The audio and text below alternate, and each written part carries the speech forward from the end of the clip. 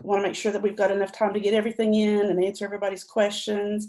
So first of all, I just want to say good evening and welcome to Junior Things. Who got the little reference on my handout that I mailed to you?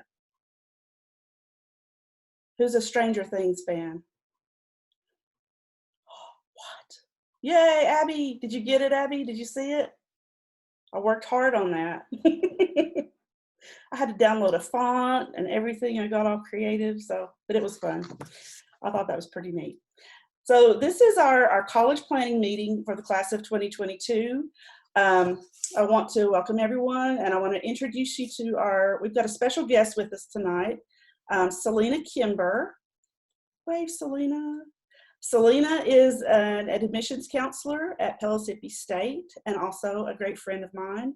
And so I just asked her to come and join in with us tonight so she can maybe just add her perspective from the college side of things as to what you guys should be doing as juniors to get ready for college, and just how things are changing right now during the pandemic and what they're doing at Pellissippi State, just as an example of one college among many, just kind of what's going on over there. Do you have anything you want to say or add right now, Selena? Not at this time, but thank you for having me. I'm glad to be here and answer any questions that you all have. But yeah, thanks again for having me. Great. Well, I'm excited to have you here. Gina Long. Don't make me call you out. You got to sit up, honey. Sit up. You're going to fall asleep. Our AEUB director, Charles White, is also here to offer his expertise, and I'm asking him to chime in whenever he feels like it when we get to certain topics that he has strong opinions on some things. So we want to hear from him as well. And we really miss you guys so much. We hope to be able to get back to doing our in-person check-ins soon. It's going to vary from school system to school system what they're allowing us to come in and do, but hopefully we'll get to start doing that very soon. Okay, I want each of you to take a minute to go into the chat section of this meeting and type in your full name, first and last name, and also an email address with your name that you check regularly. Now, if you're good about checking your UTK email address, great. I want to send this to you after we get finished, and I've got some other things that I also want to email to you. So if you'll just take a minute and go into the chat, put your first and last name, and put an email address that you actually check, and I can send something to you later. Okay, so take a second just to do that, please. I want to make sure everybody gets credit for attending.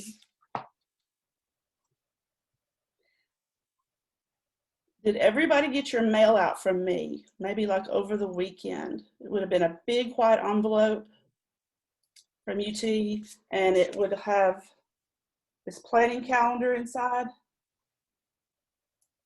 If you've got your planning calendar with you, go ahead and pull that out. We're not gonna go through every page of this planning calendar. There's a lot of good information in here, but I would encourage you to maybe skip to the page for October and go ahead and fill in the dates. So this is like a generic calendar because we use it from year to year with our students. And so you can start on Thursday, October the 1st, and then just fill in all the calendar days for the month of October. And then as you have time, you can go through and fill in all the rest of the calendar for the rest of the year. This is a great thing. If you don't already use a planner, I know some people already have planners and they have a system that they use and they like. But if you don't have anything, then here's something for you from us. Free gift. Make sure you put Saturday sessions on this calendar, first and foremost. Our next one is Saturday, October the 10th. You can just jot these dates down and then you can add them to your calendar later. Saturday, October the 10th, Saturday, November 21st, and Saturday, December 12th are the sessions that we have planned right now. We're kind of holding off on the January and thereafter until we see how things are going with the pandemic, what UT will be allowing us to do and everything. But we had a great session a couple of weeks ago, September 19th, for those of you who got to be there. It was great to see everybody. So we hope to be able to get to continue to have in-person Saturday sessions, especially since we can't go into your schools right now. Okay, so I do have a PowerPoint. I'm going to share my screen, and if you have like questions or anything during the presentation, I would say maybe try to hold your question till the end. We're going to have some time at the end. We're going to save maybe about the last 15 minutes to have question and answer with Selena and also with Coach White. But if there's something that's just a burning question that you can't wait to ask it, do you know how to use the little hand raise feature on Zoom? If you go to the bottom of the screen and hover over, I think, participants, is that where the hand raise is? Yes. Okay, I don't really see it on mine. Should be down at the bottom.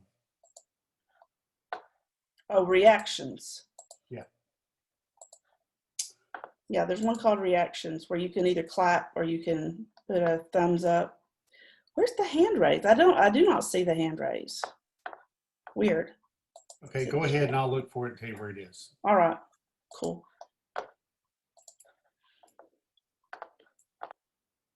All right, so here we go.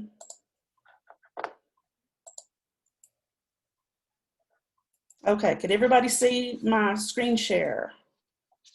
I hope the answer is yes.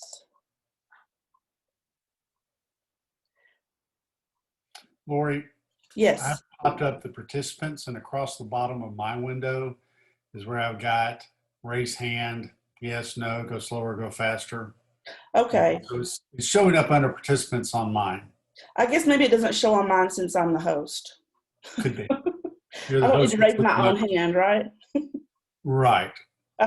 All right, so, okay. So Coach White, will you help me kind of keep an eye for it if anybody raises their hand, and I will do my darndest. jump in and stop me if somebody's got a question. All right, so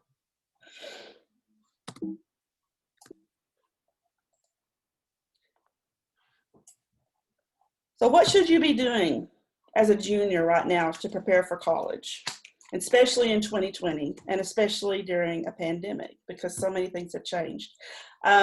Just think, in less than 2 years from now, you'll be a college freshman. Have you thought about that? In less than 2 years, you will be in college.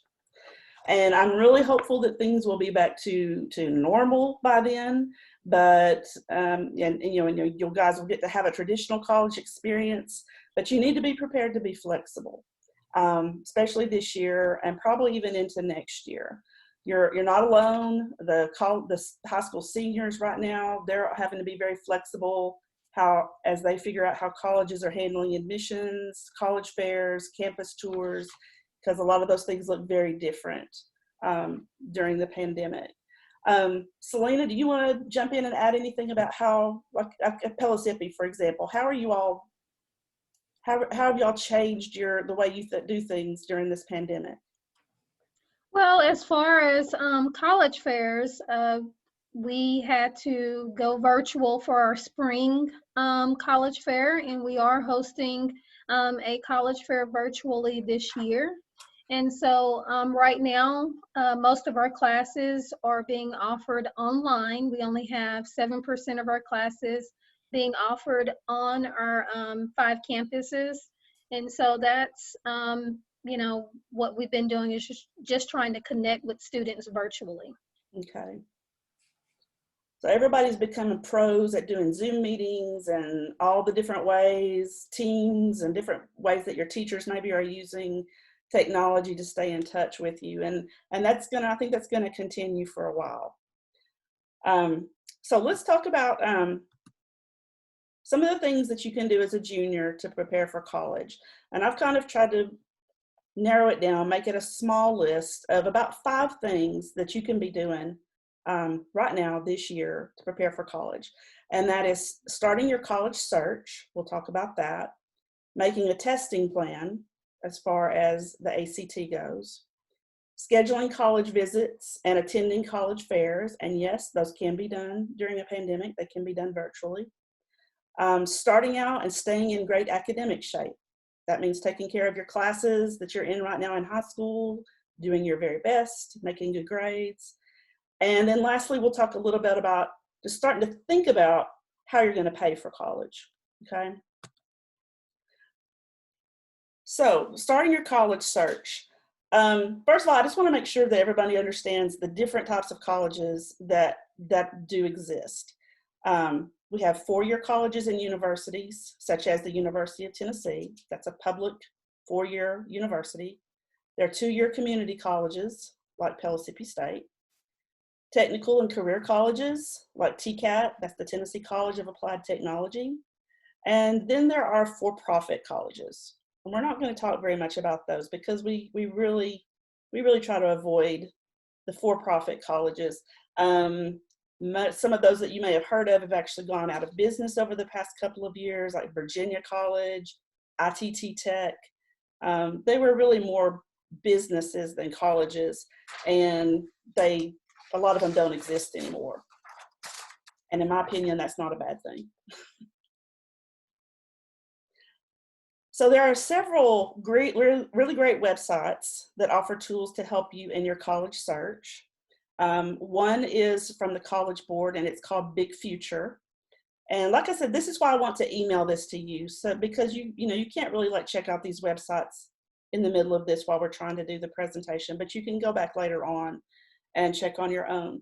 You can create free accounts on these websites, and you can do things like interest surveys, career interest surveys, scholarship searches, and then also college searches, getting lots of information about different colleges to help you start making a college list, schools that you're really interested in.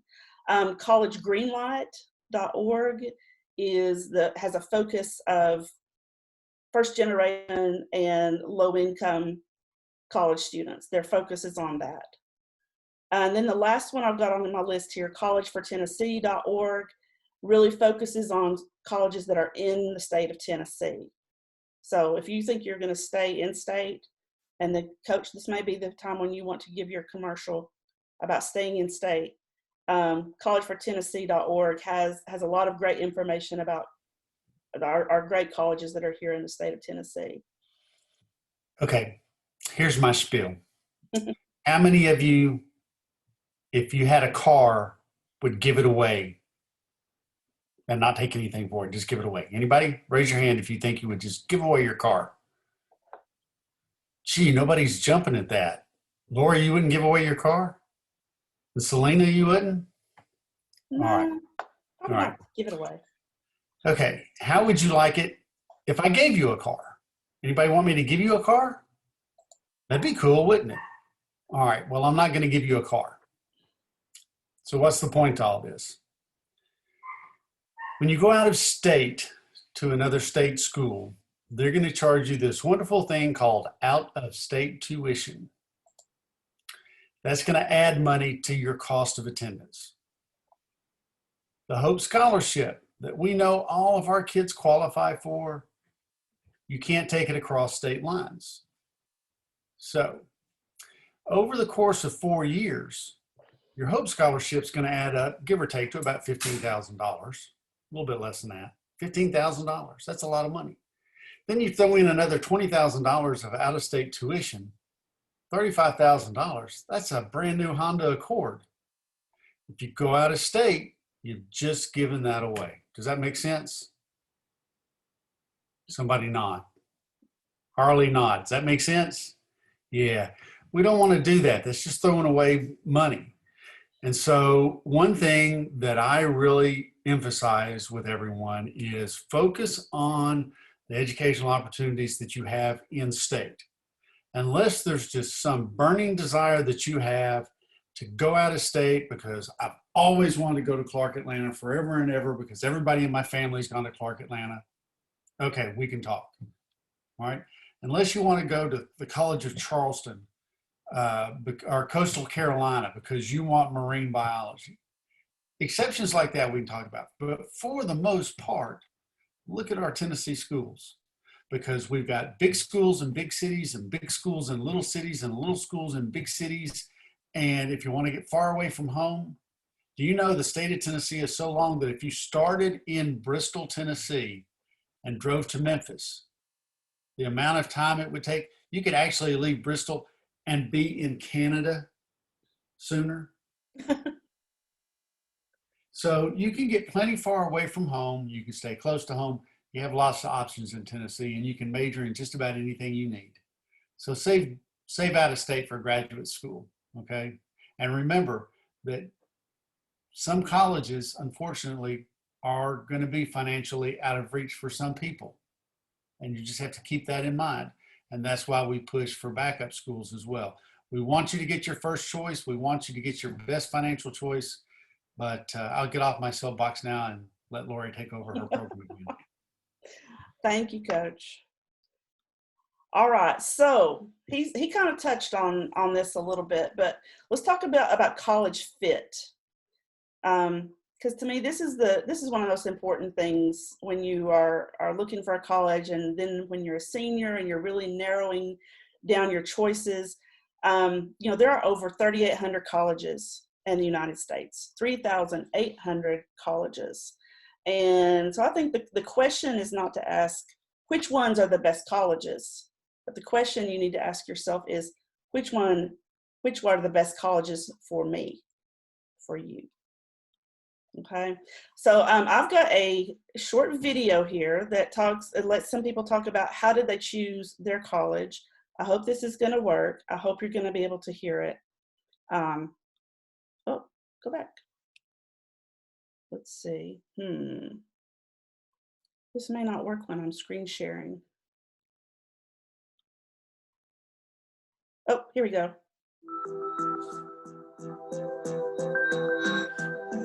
Well, first off, I want to be really, really far from home. So I was looking maybe 4 hours plus, nothing less, nothing more than 16. So I looked in the south, looked in the north, looked west, and I was looking for zoology programs, animal programs, and schools that had a Chinese program too as well. And so good size, big city, and the school is fit for me. Well, my senior year, my counselor and I sat down together and we went through a list of colleges based on area, location, price range, and we just kind of went through and decided based on my GPA and ACT scores what colleges would be the best ones to apply to. And based off of that, whenever I got feedback, I got more information about them. I now went to look at each college, their campus, took tours, sat in classes, and that kind of really helped me narrow down my choices. I just kind of wanted to get a feel for each place. So I went and visited, made sure I could meet some people that went there, so see if I could get along with them or not. I checked out the professors, and kind of what it came down to was where can I start research early as possible? Where can I get the education I need that's gonna make it grad school easy, basically? And where can I find people that might actually be on the same plane as I am? And ultimately it came down to what I wanted to do overall, and I know I wanted a well-rounded experience. A small liberal arts college and getting to know the professors was really important for me. So I talked to a lot of the students at different colleges, and just getting that personal interaction between the students on campus and walking on campus was really important for me to make that decision. So.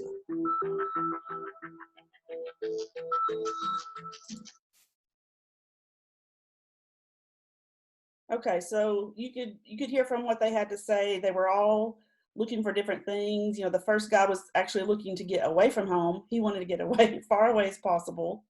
And the girl at the end, she was looking for a group that she's going to fit in with. So all these things are important. So let's talk about some of the things to consider when you are trying to figure out which college is best for you. First of all, just degree programs. If you know what you want to major in or what you want to study in college, then you definitely want to look at colleges that are strong in that program. But let's say you don't have any idea what you want to study yet. You don't know what you want to major in. Then it's going to be just as important to choose a school that has a wide range of degree programs so that you can explore and eventually choose one of them. Learning environment is another thing to think about. Think about what learning environment suits you best.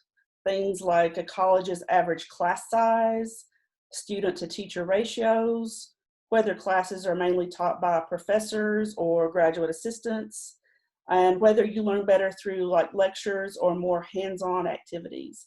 And these are the kinds of information that you can find out when you look at a college website. You can find out statistic kinds of things, like what is their average class size? What are their student to teacher ratios? It just gives you a little bit better picture of the college. Another thing to think about is just campus life. Your life outside of the classroom is also a very important part of the college experience. So you want to look, are extracurricular activities important to you? Like the girls in this picture are playing flag football. Intramurals are a big thing on most college campuses where you want to play a sport, but you're not necessarily on the UT football team, but you still want to hang out and play sports with your friends, then you can get involved in intramurals. Other things to look at are like the social life. Greek life is important to some students, the fraternities, the sororities, school spirit and traditions, and then of course just the housing in the dorms. Can you see yourself living there on campus? So other things to consider is just the distance from home. How far do you want your college experience to take you? Do you want to have the support of your friends and family nearby? Or do you want to go off on your own and experience life in a totally new part of the country?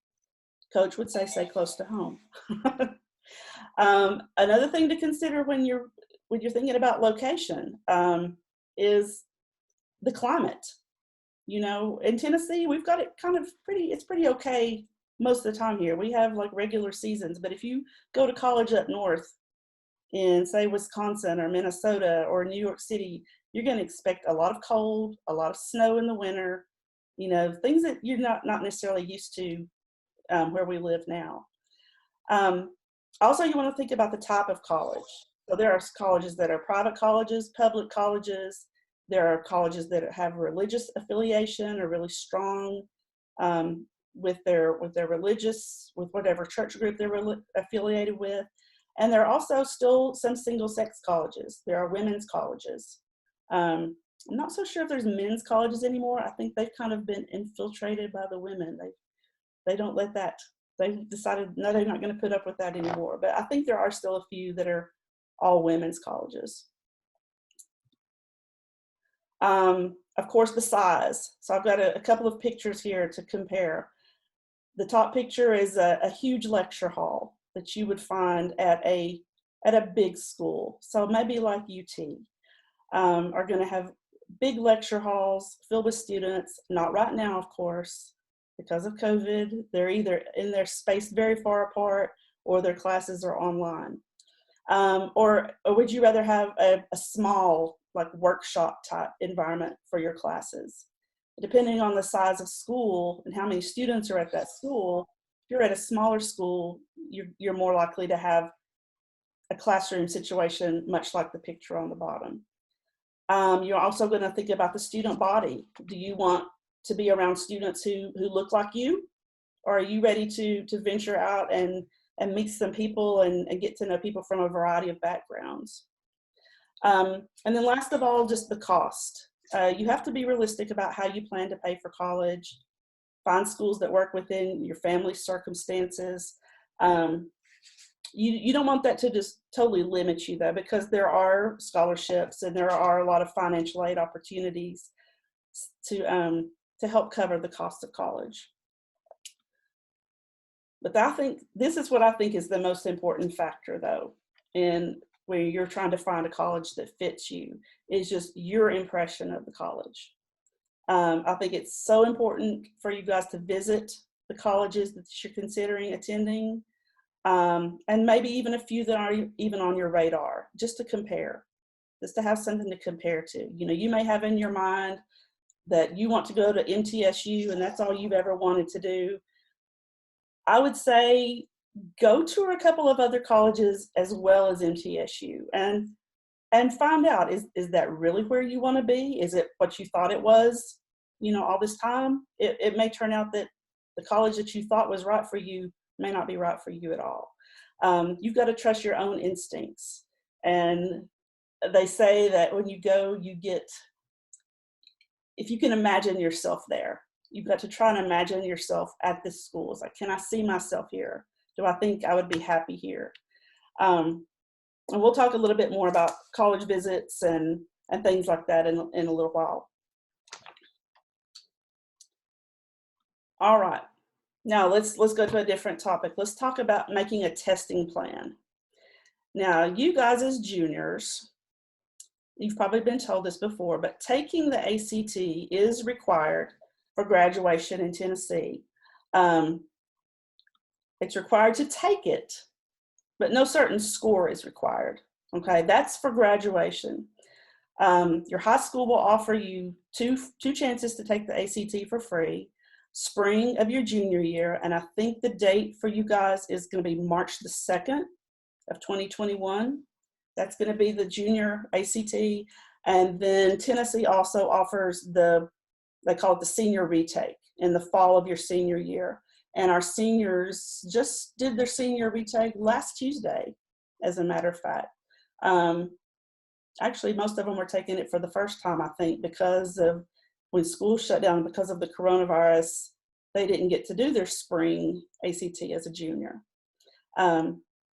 But you guys hopefully will be able to take it twice at your schools on a school day. Some students do want to test more than twice. And if you do, then you have to register on your own for a Saturday test date, which is also known as a national test date.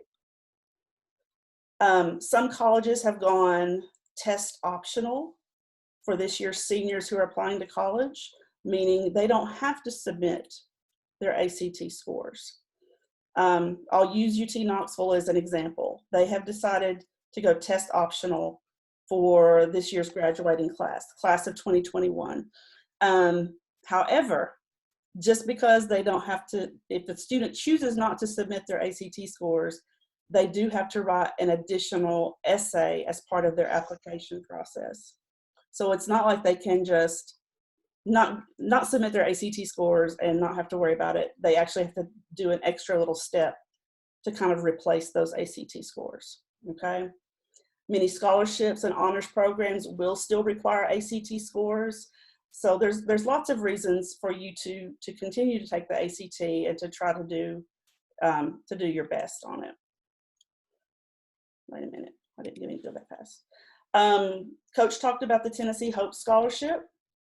So for you to get the Tennessee Hope Scholarship, you do have to have an ACT composite score of 21 or higher, or a GPA, grade point average, of 3.0. And that 3.0 is like your final graduating as a senior grade point average. So you have until you graduate to get your grade point average up to a 3.0 or keep it at a 3.0. Does anybody need to jump in and say anything at this point?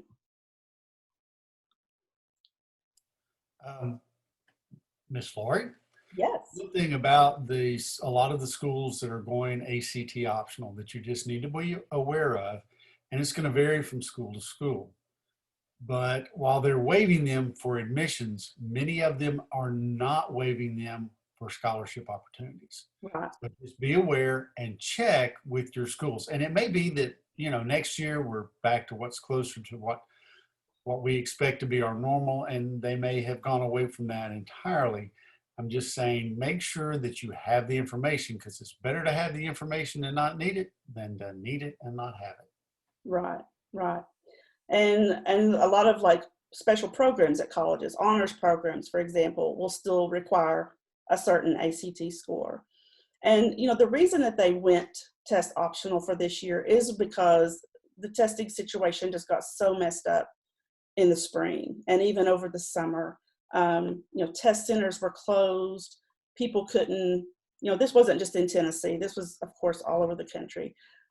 Students couldn't get in to take an ACT.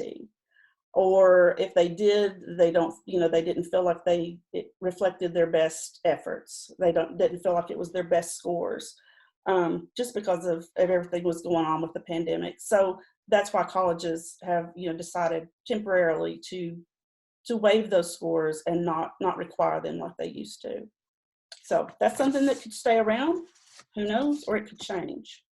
Lori, can I add, so what Pellissippi is doing, we are required, if students are not going to submit or they can't submit ACT scores, we allow them to enter without ACT scores if they had a 3.6 GPA.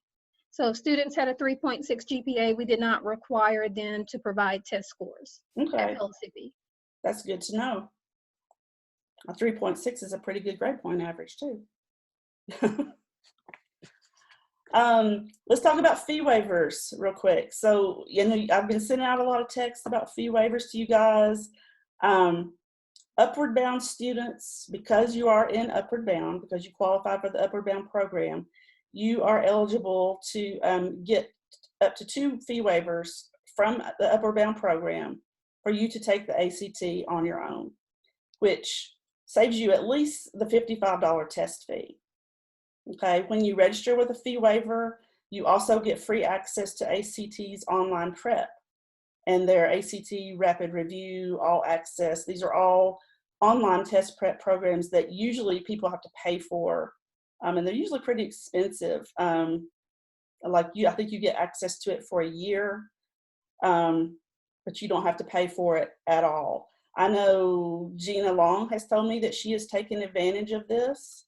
Gina, do you want to speak to the ACT prep and what you think it's done for you?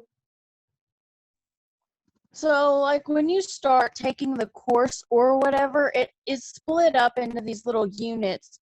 And so like the first unit I think has just math and English, but it teaches you like a little skill. So like one lesson might be how to solve algebra equations, and one might be percents, and one might be this specific type of question.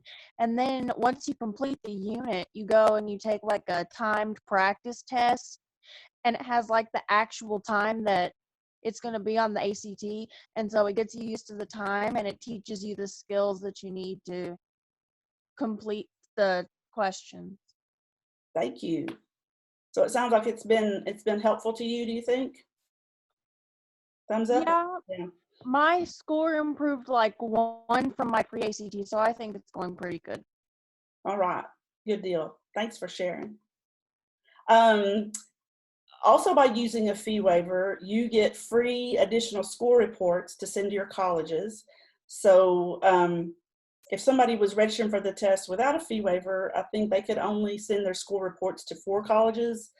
But if you use a fee waiver, then you can list up to 6 colleges when you register.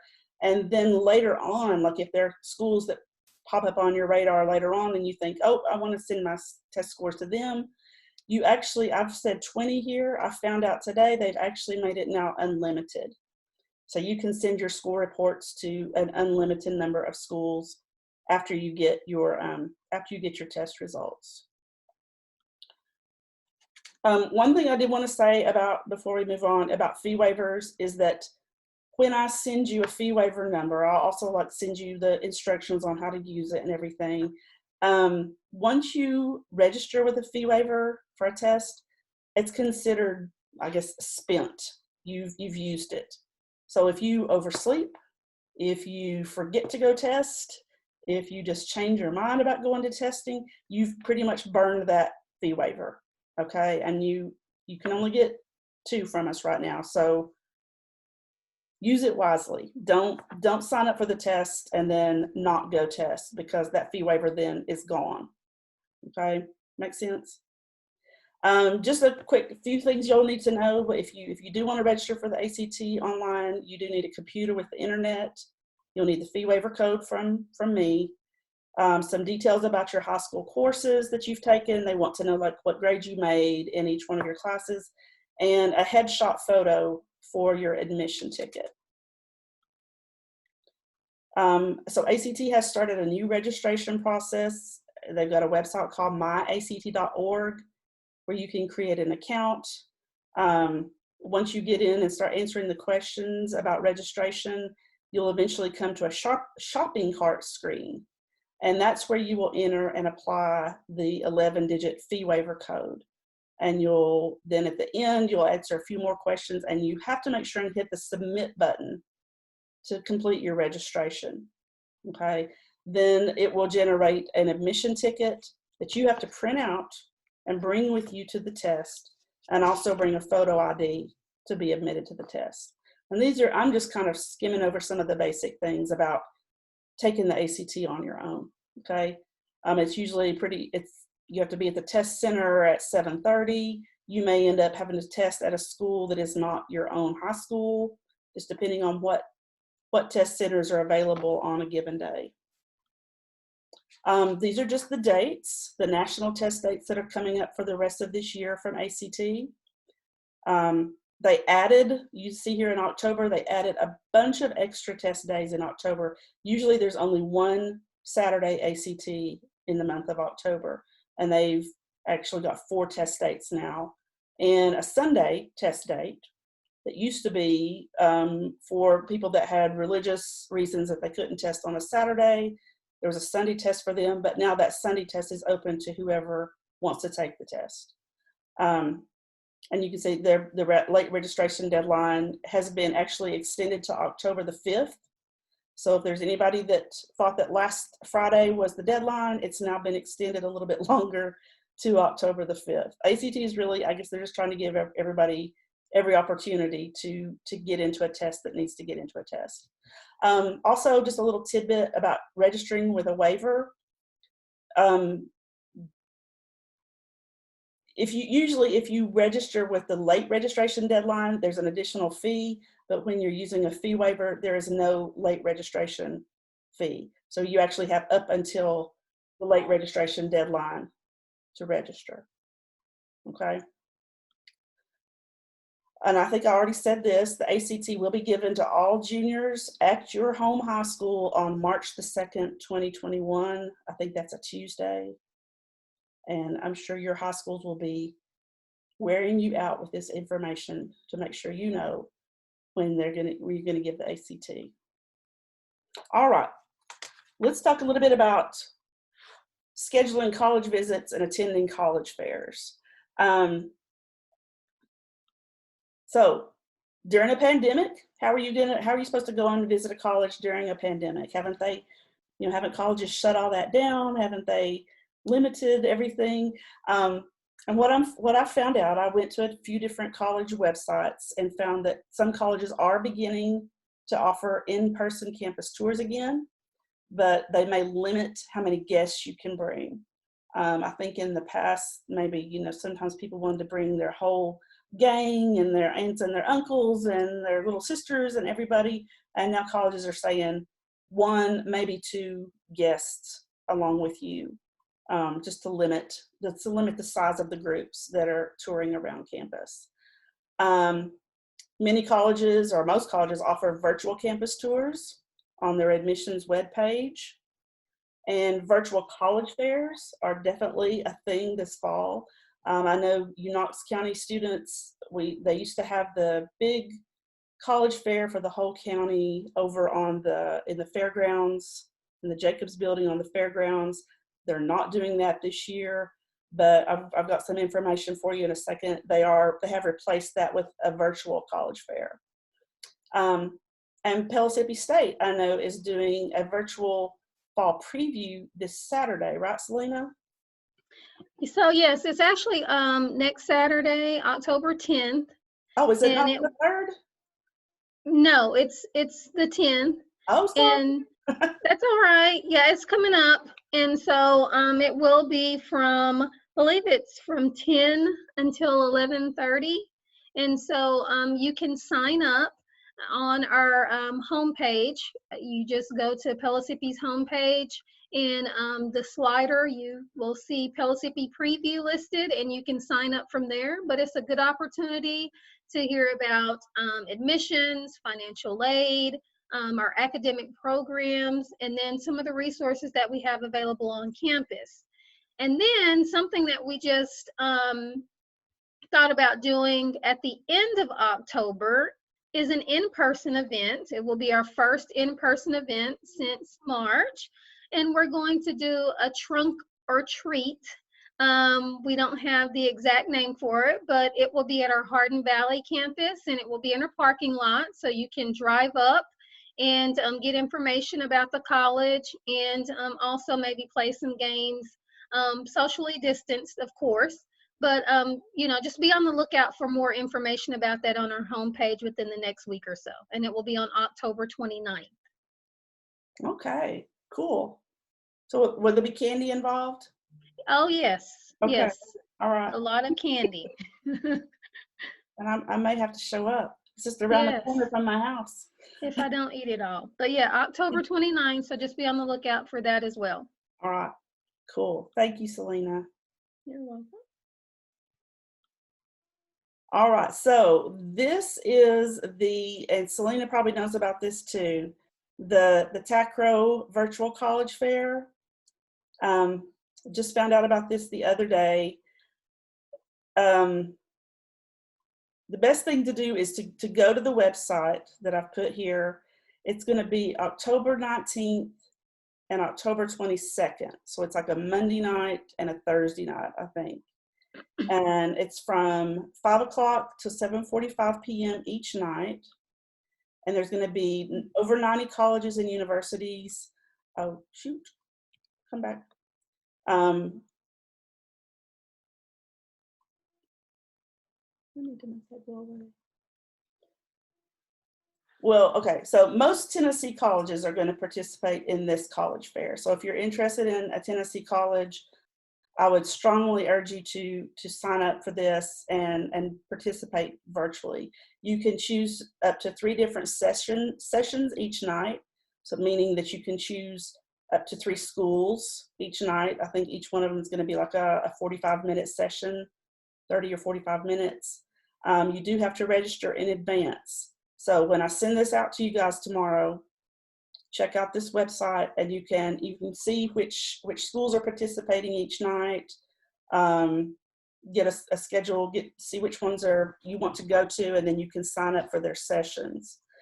You'll also see that there's like a West Tennessee and a Middle Tennessee. Choose the East Tennessee, I guess, because of the timing of it.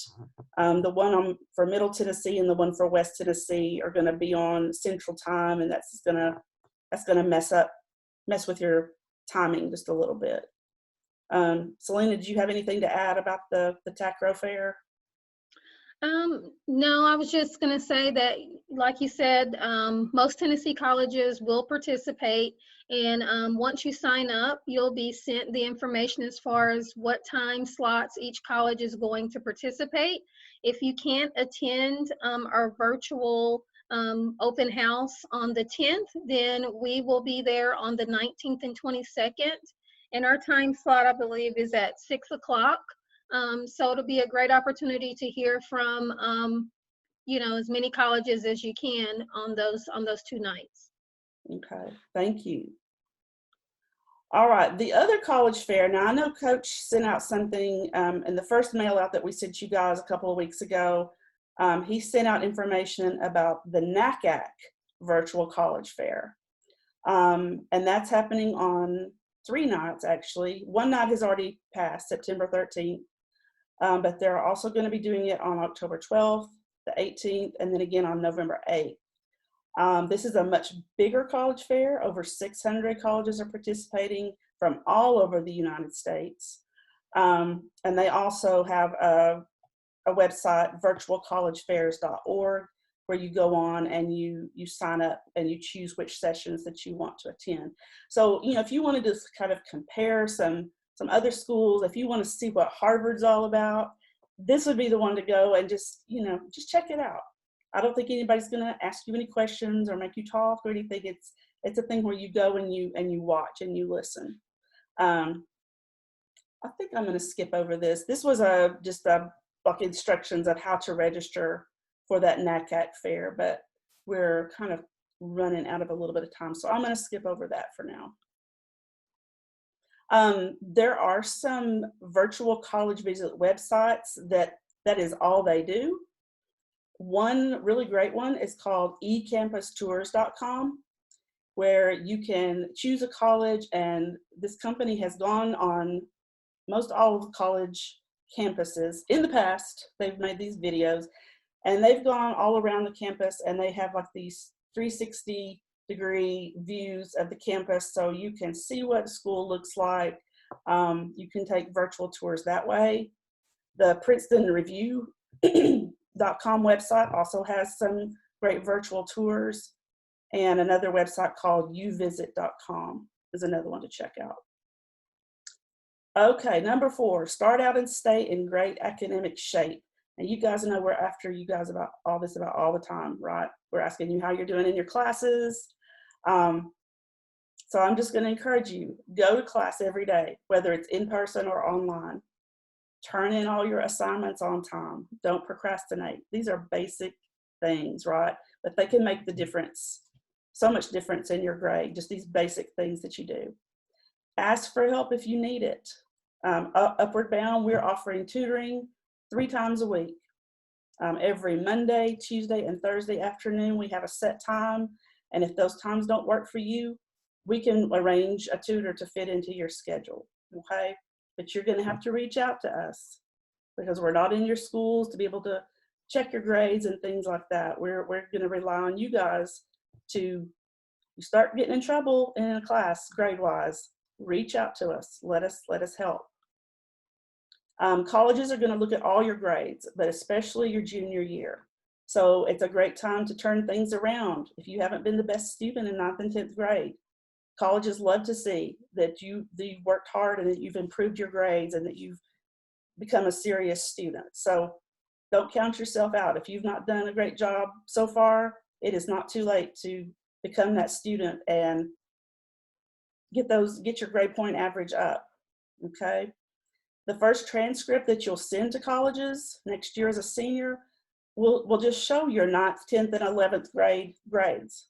They want us, they call it a 6th semester transcript. When you graduate, then you will send a final transcript to whatever college that you finally decide that you're going to go to. But as you're applying to colleges, you're going to have to send them transcripts, and it's going to show your 9th, 10th, and 11th grade grades. So take challenging courses in your core subjects. You know, most colleges require 4 years of English, at least 3 years of social studies, 3 years of math, 3 years of science. I think the Tennessee graduation requirements are even higher than that in a lot of these areas. I think we're at 4 years of math now that you have to graduate. Most colleges require 2 years of a foreign language. I would encourage you to take those AP, honors, and dual enrollment classes along the way in high school to challenge yourself and be prepared for college work and even get some college credit in the process. Okay, the last thing we're going to talk about real quick is just thinking about how you're going to pay for college, because college is expensive. I have 2 kids in college right now, and let me tell you, it's expensive. And while there are loans and things out there to help you when you get into college, to help you pay for college, you really want your goal to be to graduate from college with little to no student debt. So you're going to have to talk to your family about your college budget. You know, how much can your family afford? I'm throwing this one in here because the cost of going to UT just seems to get higher every year. The estimated cost of attendance at UT Knoxville for this year's freshmen is over $32,000. Now, $32,000 cost of attendance includes tuition, fees, books, dorms, meals. There's an estimated transportation amount. There's an estimated personal expenses amount. So, you know, it may not cost everybody that much to go to UT, but this is the number that they publish. This is what they give you to be able to budget and to estimate how much it's going to cost to go to school there. So where does that money where does it come from? The money to pay for college. This is just one example of a chart that talks about the different ways to pay for college.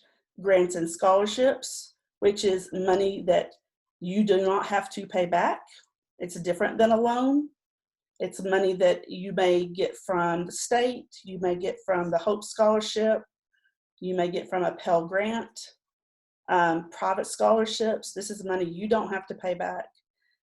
Your parents' contribution, parent income and savings. Not everybody's parents have planned for their child's college. They may not have a lot in savings or may be able to contribute a lot to your college. Student loans, which we want to try to avoid or keep as low as possible. Student income and savings. So like if you have a part-time job, you can contribute towards the cost of your college. Parents sometimes will take out loans, and that's separate and apart from a student loan. And then sometimes relatives and friends will give you money for college. You may have a grandmother or an aunt who wants to help pay for your college. So as juniors, you can actually start applying for some scholarships now. Now a lot will want you to wait until you're a senior, but there are some that you can apply for as a junior. So I would suggest these two websites. One is called fastweb.com. They're really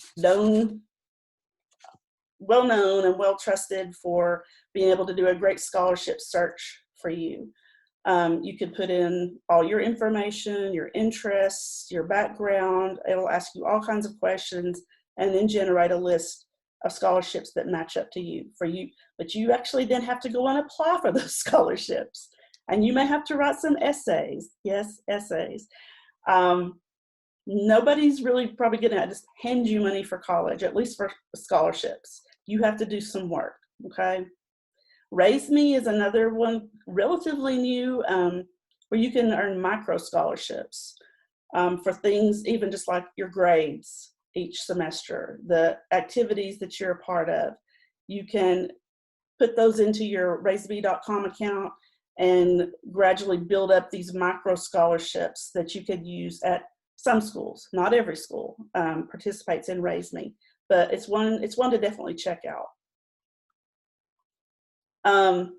Scams, and Selena probably can talk about this too.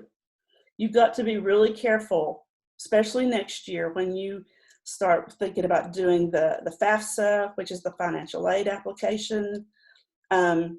Information about financial aid is available for free.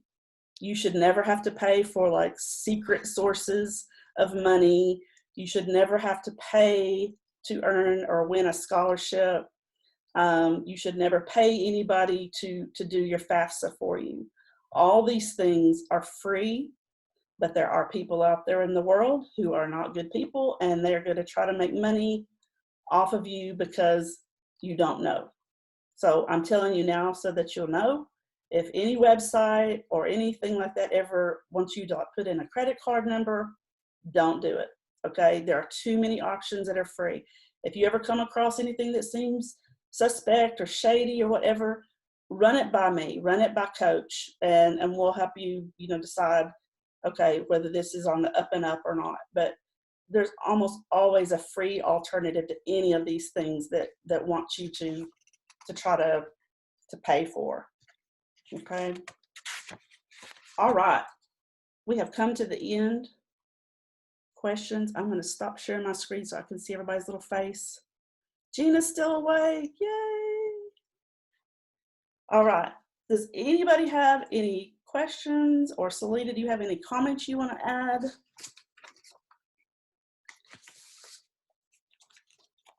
Or Coach? Selena, you're muted. Sorry. Yeah, I was just going to add to what you were saying about the free, making sure that you're submitting on a website that is free, submitting your application or any scholarship applications. We had a student last year who paid $75 to submit their financial aid application, but the FAFSA stands for Free Application for Federal Student Aid. So just make sure it's a .gov website when it comes time to submit that application. But yeah, I just wanted to add that. And Right. if you all have any questions for me, I'll be happy to answer any of those questions. Lori, let me show them something here real quick. I'm trying to pull it up. No, that's not what I want. Cancel that. Next year, as you start your senior year, a lot of what Miss Lori went over tonight sounds like it can be very overwhelming and that there's so much to do. But one benefit of you being in our program is that, oh, Lori, would you fix it so I can share my screen? Yes.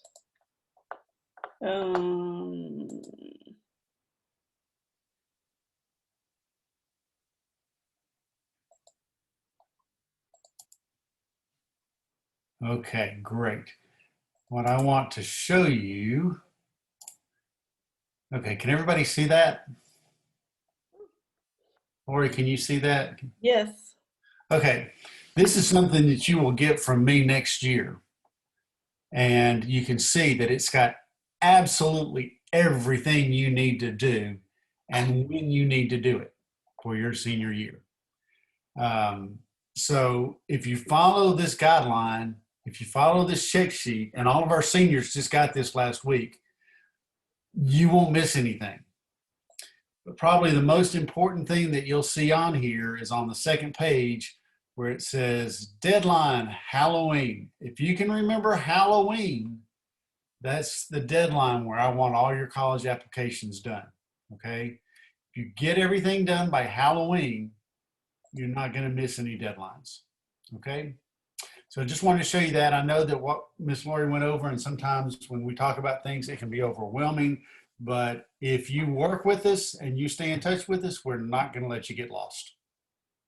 Right. That's why we're here. That is why we're here. That's why you're in this program with us. Okay, so we haven't given you guys a chance to ask questions yet. Does anyone have a question?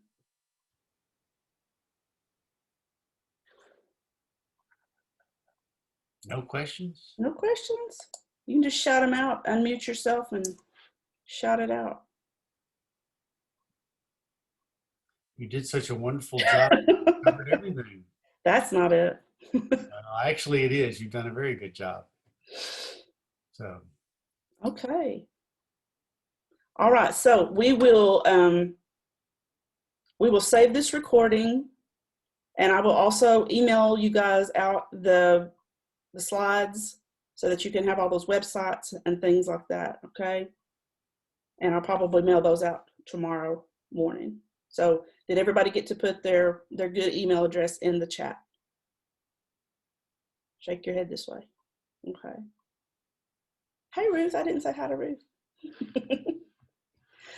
All right. Gina has got the lights down low. She is going to bed. So I think it's time for us all to sign off and go watch the presidential debate. Starts at 9 o'clock. 9 o'clock. Be there, be square. Aloha. Right. That's right. All right. Selena, thank you so much for coming and being a part of this. We appreciate Thank you. If kids have questions, anything about Pellissippi for you? Yeah, so we're available virtually. You can chat with us, or you can connect with us through our virtual student services, Monday through Friday, 8 to 4:30. And then you can also schedule an appointment, an individual appointment with me or another recruiter. You can find that information on our homepage. Just click on Connect with Us. So if you want to meet with us or have questions after this, then you can always connect with us either virtually, and then we also have in-person appointments that we offer through the week. And so right now we're not offering official in-person tours, but if you schedule an in-person meeting, we'll be happy to show you around the college. So just keep that in mind. Cool. All right. All right. Thanks everybody for attending. I hope you learned something tonight, and I hope you'll reach out with your questions either to me or Ms. G or Coach White if you think of anything later on that you want to ask or talk about. Okay? All right. Good night. Bye. Good night. All right.